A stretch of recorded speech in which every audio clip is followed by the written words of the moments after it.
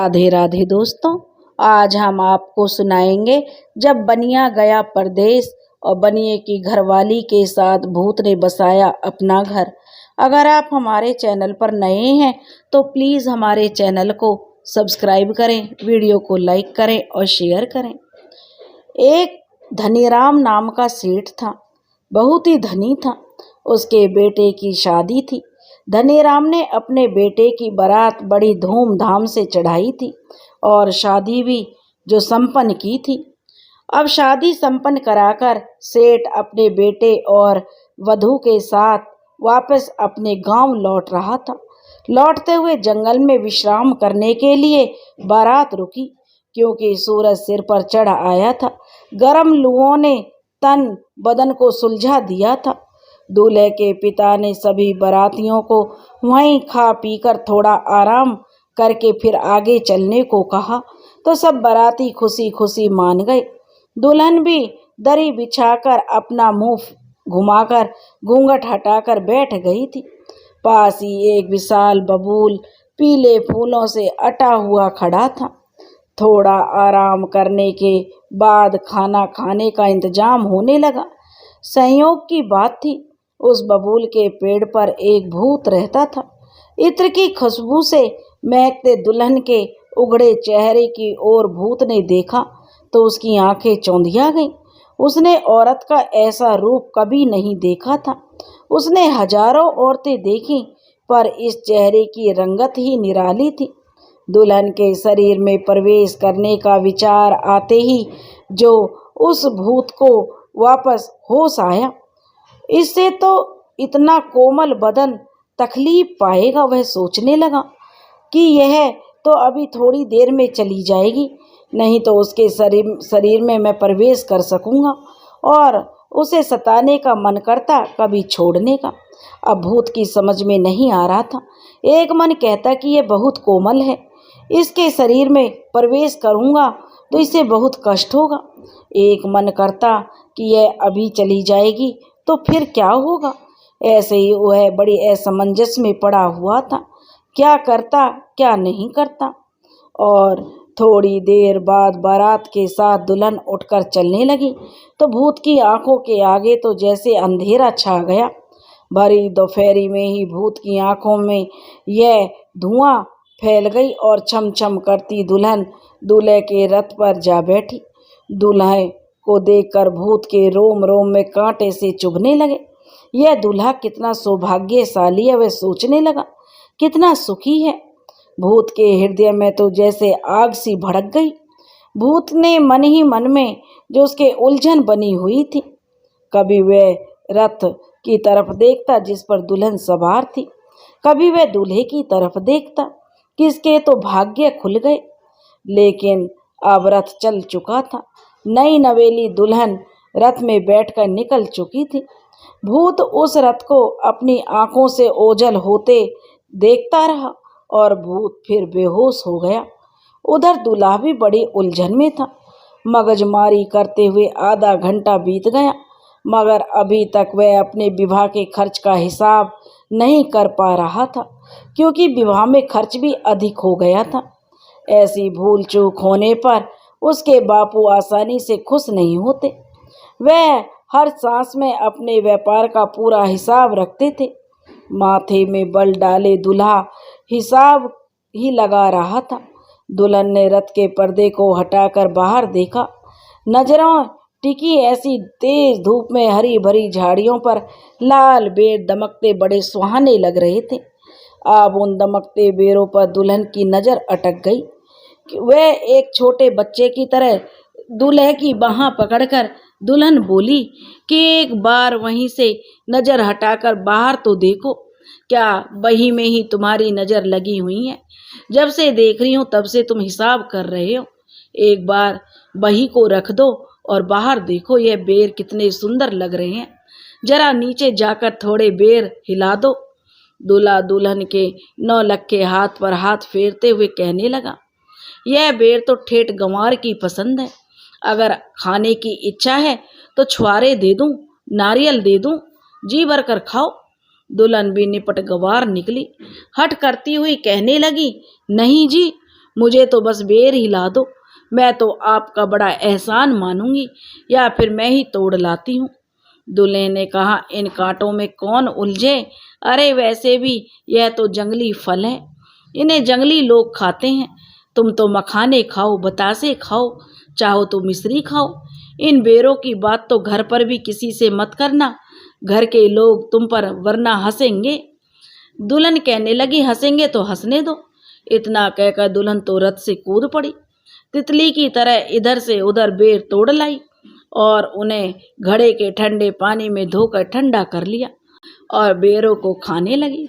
दूल्हे ने एक नज़र बेरों को देखा तो बेरों का रंग उसे तो बिल्कुल भी अच्छा नहीं लगा और ना ही उसे बिल्कुल अच्छा लगा कि उसकी दुल्हन उन्हें खाए।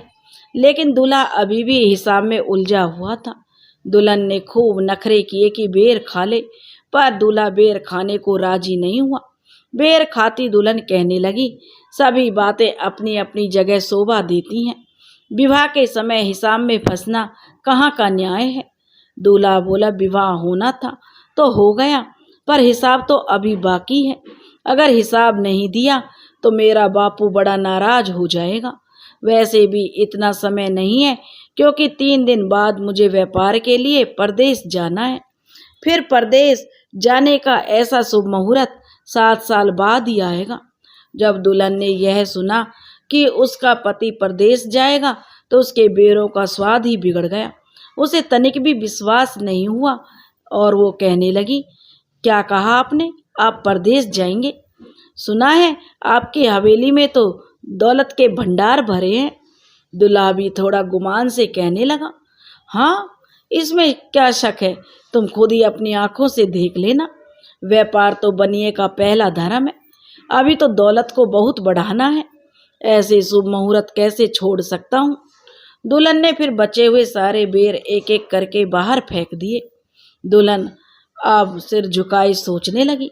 पति भरोसे बाप का आंगन छोड़ा, माँ बाप की जुदाई सही, इतनी बेशुमार दौलत किस काम की। दूल्हा फिर भी हिसाब में डूबा हुआ था। दुल्हन भी अपने ख्यालों में गोते लगा रही थी। आखिर सेठ की हवेली के सामने आकर रथ रुक गया। गाजे बाजे ढोल नगाड़ों के साथ दुल्हन का स्वागत हुआ। साथ ही दूल्हा दुल्हन हवेली के अंदर पहुंचे। जिसने भी दुल्हन को देखा उसकी बड़ाई किए बिना नहीं रहा। शाम को घी के दिए जलाए गए। रात के दूसरे पहर दूल्हा दुल्हन के पास आया तो आते ही दुल्हन को नसीहत देने लगा, देखो, घर की इज्जत का पूरा ख्याल रखना। 2 दिन शरीर का सुख 5 साल तक तकलीफ ही देगा। वक्त बीतते देर थोड़ी ना लगती है, यूं ही देखते देखते 5 साल गुजर जाएंगे। वैसे भी तुम्हें किसी चीज की कमी नहीं है। अनमोल नसीहत दुल्हन चुपचाप दूल्हे की सुनती रही। इन नसीहतों में ही उसकी सारी रात गुजर गई। और उधर बबूल के पेड़ वाले भूत की बेहोशी टूटी तो चारों ओर सूना जंगल था, जहाँ भूत दुल्हन की खूबसूरती में पागल हुआ जा रहा था और उधर बनिए का बेटा अपनी दुल्हन के यौवन से मुंह फिराकर परदेश की राह चल पड़ा। अब दूल्हा जो बनिए का बेटा पैदल चलते चलते उसी रास्ते पर जा रहा था तो बनिए के बेटे को भूत ने पहचान लिया। भूत ने तुरंत आदमी का भेष धरा और उसके साथ हो लिया। साथ चलते चलते भूत कहने लगा बनिए के बेटे से, भाई, अभी तो ब्याह के मांगलिक धागे भी नहीं खुले हैं और तुम इतनी जल्दी कहाँ चल दिए? बनिए के बेटा बोला, क्यों, यह मांगलिक धागे परदेश में नहीं खुल सकते? तो क्या? भूत काफी दूर तक उसके साथ चलता रहा और बातों बातों में भूत ने बनिए के बेटे से सारी बातें जान ली कि बनिया का बेटा 5 साल तक परदेश में रहकर व्यापार करेगा। भूत भी सब जानकर अपने रास्ते हो लिया और सोचने लगा, क्यों ना मैं बनिए के बेटे का रूप धरकर बनिए की हवेली में पहुंच जाऊं। 5 साल तक तो कोई पूछने वाला नहीं। कितना अच्छा मौका हाथ लगा है, आगे की आगे देखी जाएगी। अब तो भूत ने बिल्कुल हूबहू बनिए के बेटे का रूप धारण कर लिया और आनंद मगन होकर हवेली की तरफ चल पड़ा। भूत का तो रोम रोम खुशी के मारे चहक रहा था। भूत ने फिर मन में सोचा, और वह सीधा हवेली में ना जाकर बनिए की दुकान पर पहुंचा। हिसाब किताब करते हुए सेठ ने बेटे को देखा तो उसका मन नहीं माना कि परदेश गया बेटा वापस कैसे आ सकता है। आज तक तो उसने मेरा कहा नहीं टाला।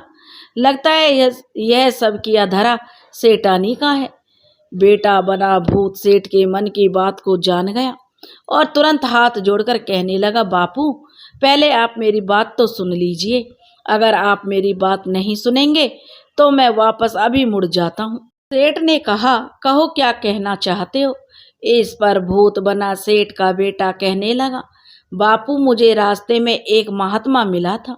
उसने मुझे कहा, बेटा ब्याह के बाद तो तुम्हारी किस्मत में हर रोज 5 मोहरें बिना कमाए सुबह पलंग के नीचे पड़ी मिलेंगी, और अगर तुम परदेश गए तो ऐसा कभी नहीं होगा। सेठ को क्या चाहिए था, वह तो खुशी खुशी मान गया। बेटा भी आंखों के सामने रहे और कमाई भी होती रहेगी। अब तो सेठानी भी मान गई। दुल्हन भी गर्व के साथ खुश हुई कि मेरा जैसा रूप छोड़कर यह परदेश जा भी कैसे सकते थे। हिसाब किताब कर भोजन के बाद रात को पति दुल्हन के कमरे में पहुंचा तो चारों ओर घी के दिए जल रहे थे। फूलों की सेज ऐसे इंतजार से बढ़कर और कोई सुख नहीं। 16 श्रृंगार के दुल्हन भी वहीं निसंकोच पति के पास आकर बैठ गई और घूंघट हटाया तो मानो तीनों लोगों का सुख जगमगा रहा हो। दुल्हन मुस्कुराकर बोली, मैं जानती थी जी तुम राह से ही वापस लौट आओगे। अब तो भूत के मन में बवंडर सा मच गया। वह सोचने लगा, इस पवित्र दूध में कीचड़ कैसे घोलूं। इसे छल से बढ़कर कोई पाप नहीं है। बराबरी का हो तो भी छल बल अपनाओ, पर नींद में सोए का गला कैसे काटूं। यह तो मुझे अपना सचमुच का पति मानती है। भूत बोला कि कहीं मैं दूसरा आदमी तो नहीं। दुल्हन समझी कि उसका पति उसके सील को परखना चाहता है। वह मुस्कुराते हुए बोली, पराये मर्द की तो मैं छाया भी ना पड़ने दूं। पहले तो यह बात भूत को चुभी, पर अगले ही पल उसका गुस्सा ठंडा पड़ गया। वह बात के दूसरे पहलू को सोचकर बड़ा खुश हुआ। दुल्हन की सरलता और उसकी मासूमियत को देखकर भूत का दिल छल करने को बिल्कुल नहीं माना। उसे अब सच्चाई बताए बिना सांस लेना भी जो दुर्भर हो रहा था। भूत ने अब कहा कि मैं तुम्हारा पति नहीं बल्कि कोई दूसरा आदमी हूँ। दुल्हन सोचने लगी। 7 फेरे लेकर मुझसे मुंह फेर कर वह तो 5 बरस के लिए परदेश चला गया, और एक यह है जो मुझे पाने के लिए इतना बेचैन है। माँ बाप भी तो इसे अपना बेटा मानते हैं। दुल्हन सोचती रही। तब तक भूत ने उसे सारी कहानी सुना दी कि कैसे उसने पहले दिन दुल्हन के जोड़े में बबूल के पेड़ के नीचे दरी पर उसे बैठे देखा था, कैसे बेहोश हुआ और कैसे हवेली पहुंचा। दुल्हन कठपुतली सी गुमसुम बैठी भूत की सारी बातें सुनती रही।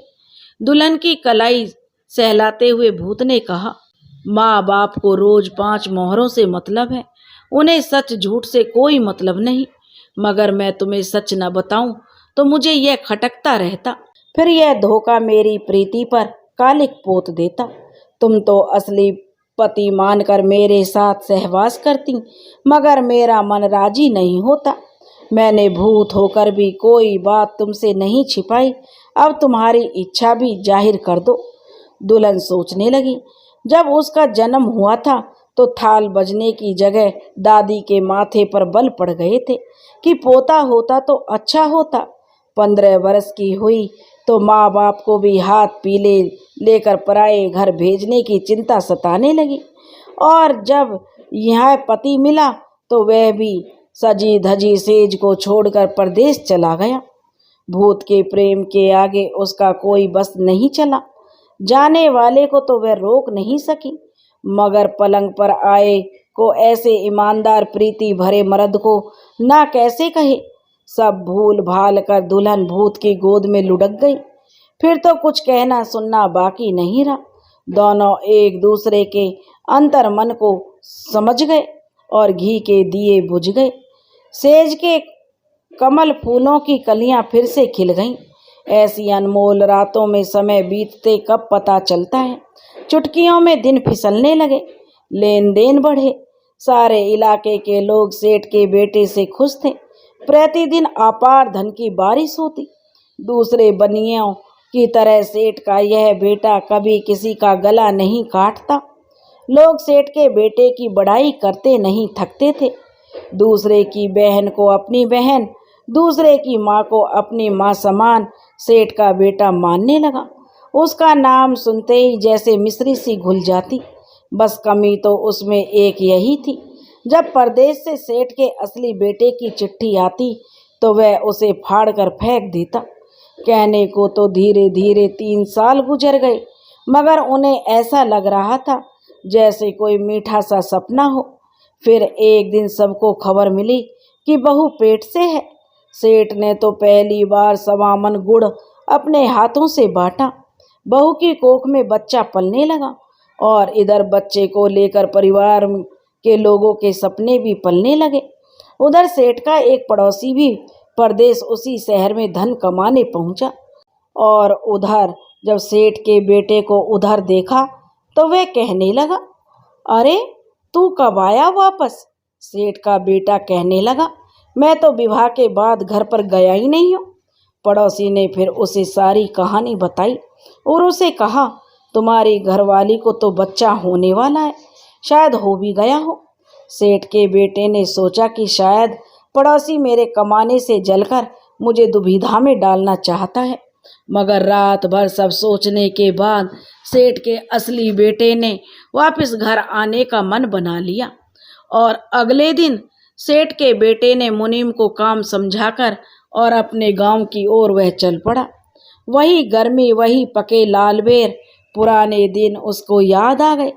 उसने थोड़े से बेर तोड़कर अपनी जेब में डाल लिए। सोचा, क्या लगता है हींग लगे ना फिटकरी, और जाकर दूंगा तो खुश हो जाएगी। हवेली पहुंचा तो औरतों का मेला लगा मिला। सेठ सेठानी मन्नत मांग रहे थे। बहू के टसकने की आवाज़ें आ रही थी और भूत के चेहरे की हवाइयाँ उड़ी हुई थी। वह छत के मुंडेर के पास खड़ा था क्योंकि बच्चा अटक गया था। दाई अपना हुनर दिखा रही थी। सेठ का असली बेटा तो बेझिझक आंगन में आ खड़ा हुआ, माँ बाप के चरण छुए और बोला, ये कैसा तमाशा है? हूबहू बेटे की शकल में कोई ठग तो नहीं? औरतें भी चक चक करने लगी। हाय राम, 2 मर्द एक शकल के, कौन सच्चा कौन झूठा? ये कैसी लीला है? सेठ के बेटे को जो अपनी पत्नी की करहाने की आवाज़ आई तो सोचा, खबर तो झूठी नहीं है, मगर उसके साथ ये छल किया किसने? कैसे इसकी पहचान करे? तभी उसकी नज़र भूत पर पड़ी तो उसकी नसों का खून जम गया। उसका तो मुंह खुला का खुला रह गया। फिर बेटे ने बाप से कहा, मैं तो 4 बरस से परदेश में था, तो बच्चा कैसे हुआ? बाप बोला, मेरा बेटा तो तीसरे दिन वापस आ गया था, मगर तू कौन है? तब वह कहने लगा, बापू मैं तो आपका ही बेटा हूँ, कमाने के लिए परदेश गया था। लेकिन बनिया अपने बेटे को पहचानने से इनकार कर देता है। बनिया कहता है कि तू मेरा बेटा नहीं है, मेरा बेटा तो यहीं मेरे पास है। तू जरूर कोई छल करने वाला ठग है, निकल जा मेरी हवेली से। और बनिए ने उसे पहचानने से साफ इनकार कर दिया। अब तेरी दाल यहाँ नहीं गलेगी बेटा, बनिया कहने लगा।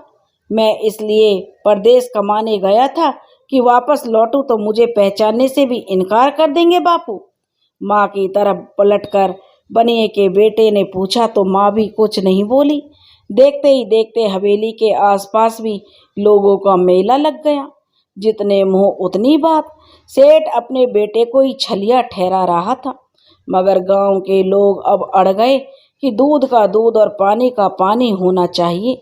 यह 2 पतियों का रिवाज हम नहीं चलने देंगे।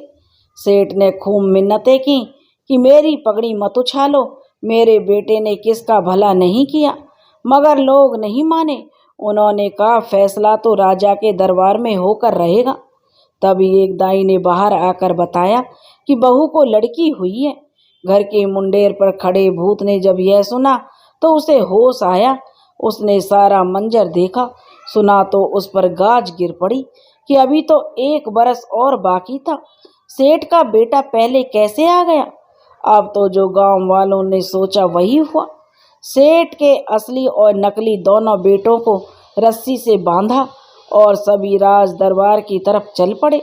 लोगों का बवंडर आगे आगे और सेठ का बेटा और छलिया भूत रस्सी से बंधे पीछे पीछे चल रहे थे। भूत चाहता तो मिनटों में पंचों की गर्दन मरोड़ सकता था, मगर उसे रह रहकर अपनी नन्ही सी बेटी की याद आ रही थी। उसके साथ समय बिताना था। सोचा शायद सब ठीक ठाक निपट जाए। चलते चलते दोपहर हो गई। रास्ते में एक गडरिया रेवड़ चरा रहा था। उसने जब लोगों का झुंड और 2 एक शकल जैसे लोगों को रस्सी से बंधे जाते हुए देखा तो गडरिया ने पूछा, तुम सब इकट्ठे होकर कहाँ जा रहे हो? लोगों ने गडरिया को 2-3 बार समझाया, तब उसे समझ में सारी बात आई और उसे की हंसी छूट गई। वह हंसते हुए कहने लगा, इतनी सी बात के लिए बेचारे राजा को क्यों तकलीफ देते हो? यह न्याय तो मैं यहीं कर दूंगा, तुम्हें अपनी आंखों से देख लो। लेकिन तुम्हें कसम है, जो 1 कदम आगे भी रखा, नदी का ठंडा पानी पियो और सुस्ता लो। वह गडरिया बोला, तुमने तो अपने गांव का नाम खूब डुबो दिया। कोई माई का लाल ऐसा नहीं है तुम्हारे गांव में जो यह निपटा सकता। चल दिए खुर रगड़ते हुए सीधे राजा के पास। लोगों ने भी सोचा कि अभी राज दरबार तो बहुत दूर है, इस गंवार की अकल से मामला सुलट जाए तो हर्जी क्या है। वो बोले, नहीं नहीं, तो फिर हम नहीं जाएंगे राजा जी के पास। फिर तो राजा के पास नहीं जाएंगे, आप हमारा जो न्याय कर दो। फिर हम राजा के पास क्यों जाएंगे? लोग गडरिया की बात मान गए। गडरिया ने बारी बारी से दोनों को ध्यान से देखा। हूबहू एक सी सूरत और हवा भर भी तनक भी फर्क नहीं। बै माता भी कैसी कैसी खुरापात करती है। दोनों के बंधन खोलते हुए गडरिया कहने लगा, भले आदमियों, इन्हें बांध क्यों रखा है? इतने लोगों के बीच से भाग कर जाएंगे ही कहाँ? फिर मुखिया जी से पूछा, मुखिया जी ये गूंगे बहरे तो नहीं है? मुखिया जी ने जवाब दिया, नहीं, यह तो फर्राटे से बोलते हैं। गडरिये ने हंसकर कहा, फिर इतनी तकलीफ क्यों उठाई? यहीं पूछ लेते हैं, दोनों में से झूठा कौन सा है? लोग मनी मन हंसने लगे। यह गडरिया तो निरा मूर्ख है, यह सच बोलते तो फिर रोना ही क्या था। अब तो लगता है हो चुका इससे न्याय। न्याय करने लायक अकल हो तो भेड़ों के पीछे डर डर करता क्यों डोलता। रस्सी समेटते हुए गडरिया ने कहा, समझ गया, अच्छी तरह से समझ गया। बोलना तो जानते हैं पर झूठ बोलना भी सीख गए हैं। कोई बात नहीं, सच उगलवाना तो मेरे बाएं हाथ का खेल है। गले में तड़ा डालकर आंतों में उलझा सच अभी बाहर ला पटकता हूँ। फिर बेचारे सच के क्या बिसात। बोलो पहले किसके गले में तड़ा डालूं? जो पहले मुंह खोल लेगा वही सच्चा होगा। भूत ने सोचा, अकेले की बात होती तो कैसा भी जोखिम या दुख उठा लेता, पर अब भेद खुला तो सेठ की बहू मुसीबत में पड़ जाएगी। भूतों के छल बल में तो वह पारंगत था। वह आदमी के दाव घात से उसे तिल भर भी उसका ज्ञान नहीं था। आदमी के मुंह से जो भी सुनता वह उसे सच मान लेता, और तड़ा से उसके गले का क्या बिगड़ता है। ऐसे 100 तड़े भी उसका बाल बांका नहीं कर सकते थे। उसकी प्रीत हरगिज झूठी नहीं हो सकती, इसमें इतना सोचना क्या। वह झट से मुंह फाड़ कर नजर आया। सेठ के बेटे ने तो होठ भी नहीं खोले थे। मुंह फाड़ने वाले की पीठ ठोकते हुए गडरिया बोला, शाबाश रे पट्टे, तेरे जैसे सच्चे मानुस को इन मूर्खों ने इतना तंग किया है। फिर भी 2 परख और करूँगा। न्याय तो जब होगा तब होगा, पर मन की तसल्ली बड़ी बात है। बेकार का बहम क्यों रखूं? गडरिये की भेड़ें दूर दूर चर रही थीं। उनकी ओर इशारा करते हुए गडरिया बोला कि मैं 7 ताली बजाऊं। तब तक जो इन भेड़ों को इस शीशम के पेड़ के नीचे इकट्ठी कर देगा वही सच्चा होगा।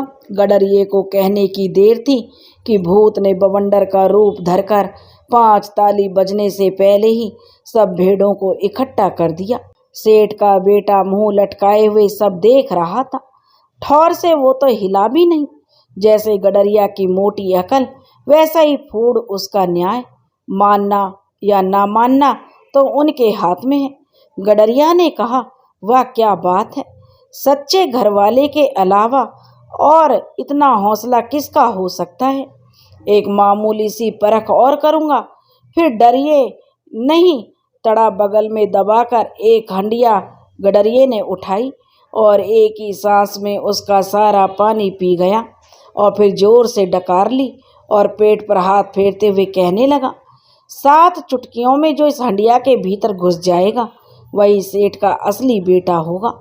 भूत को हंडिया में घुसते कोई देर नहीं लगी। यह कर्तव्य तो हर जन्म में वह जानता था।